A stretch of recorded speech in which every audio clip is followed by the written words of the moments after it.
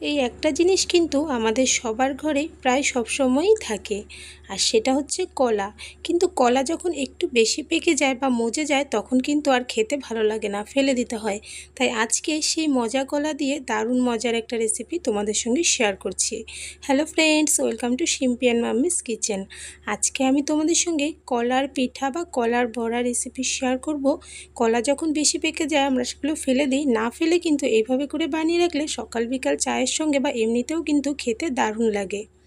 কলা পিঠা বানানোর জন্য সবার প্রথমে আমি কয়েকটা কলা নিয়েছি, আর কলাগুলো দেখো একটু বেশি পেকে গেছে, সাইড থেকে একটু কালো কালো হয়ে গেছে। এগুলো কিন্তু এমনিতে খাওয়া যাবে না, আর সেই কারণে এই কলাগুলো দিয়ে আজকে আমি পিঠা বানাচ্ছি। যেই জায়গাগুলো বেশি একটু মজে গিয়েছিল সেই জায়গাগুলো বাদ দিয়ে দিয়েছি, বাকি ফ্রেশ কলাটুকু আমি নিয়ে নিয়েছি। নিয়ে একটা কাঁটা চামচ দিয়ে ভালো করে এটাকে ম্যাশ করে নিচ্ছি। তোমরা ম্যাশার দিয়েও করে নিতে পারো। এখানে দেখো সবগুলো কলা আমার ম্যাশ করে নেওয়া হয়ে গেছে। এবার এর মধ্যে আমি অ্যাড করছি 1 কাপ থেকে সামান্য একটু কম চিনি। তবে চিনির পরিমাণটা তোমরা তোমাদের টেস্ট অনুযায়ী কম বেশি করে নিতে পারবে। এর সঙ্গেই খুব অল্প দিয়ে দিলাম লবণ। তোমরা চাইলে স্কিপ করতে পারো, তবে যে কোনো মিষ্টি জিনিসে আমি সামান্য একটু লবণ দিই, এতে টেস্টটা বেশি ভালো আসে। সঙ্গেই আমি 3 চামচের মতো দিয়েছি গুঁড়ো দুধ। তবে এটা কিন্তু পুরোপুরি অপশনাল, তোমরা চাইলে স্কিপ করতে পারো। এবার সব কিছুকে খুব ভালো করে একটু মিশিয়ে নিচ্ছি। ভালো করে প্রায় মিশিয়ে নেওয়া হয়ে গেছে, আর চিনিগুলো গলে যাওয়ার পর এটা কিন্তু একটু লিকুইড ফর্মে চলে এসেছে। এই সময় এর মধ্যে আমি 1/4 কাপ চালের গুঁড়ো দিয়ে দিলাম। তোমরা এখানে চালের গুঁড়োর পরিমাণটা আরও একটু কম বা বেশিও করতে পারো, আর চালের গুঁড়ো না থাকলে সেটাকে ছাড়াও কিন্তু করতে পারবে।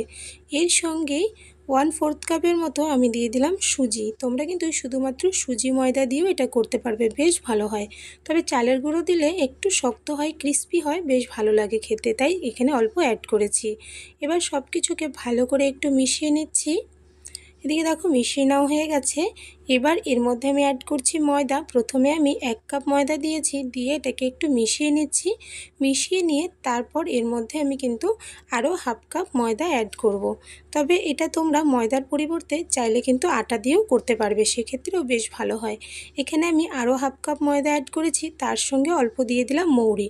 মৌরিটা পুরোপুরি অপশনাল, দিলে বেশ ভালো একটা ফ্লেভার আসে এবং খেতেও বেশ ভালো লাগে, তাই দিয়েছি। তোমরা পছন্দ না করলে স্কিপ করে যাবে। এবার ভালো করে একটু মিশিয়ে নিয়ে এর মধ্যে অল্প অল্প করে লিকুইড দুধ দিয়ে দিচ্ছি। আমি এখানে 1/4 কাপের মতো লিকুইড দুধ নিয়েছি, সেটাই কিন্তু 2-3 বারে অল্প অল্প করে দিয়ে দিয়েছি। তোমরা চাইলে এখানে জল দিয়েও কিন্তু মিশ্রণটা তৈরি করতে পারো, তাতেও কোনো সমস্যা হবে না। এদিকে দেখো মিশ্রণ বা ব্যাটার এটা কিন্তু আমার একদম রেডি হয়ে গেছে। আমি একটু নরম করে করেছি, কেননা এটাকে এবার আমি ভালো করে মিশিয়ে নিয়ে 10 থেকে 15 মিনিটের জন্য ঢেকে দেবো। এতে করে চালের গুঁড়ো এবং ময়দা পুরোটাই কিন্তু ফুলে উঠবে এবং একটু শক্ত হয়ে যাবে বা ড্রাই হয়ে যাবে মিশ্রণটা। এদিকে দেখো প্রায় 10 মিনিটের মতন পরে আবারও চলে এসেছি, আর এখন দেখো আগের তুলনায় কিন্তু এই ব্যাটারটা অনেকটাই ঠিক হয়ে গেছে, আর এখন কিন্তু পারফেক্ট অবস্থায় আছে। এটার মধ্যে কিন্তু আর জল বা দুধ কোনো কিছুই অ্যাড করার দরকার নেই। ভালো করে আবারও একটু মিশিয়ে নিলাম। এইবার এটা রেডি হয়ে গেছে ভেজে নেওয়ার জন্য।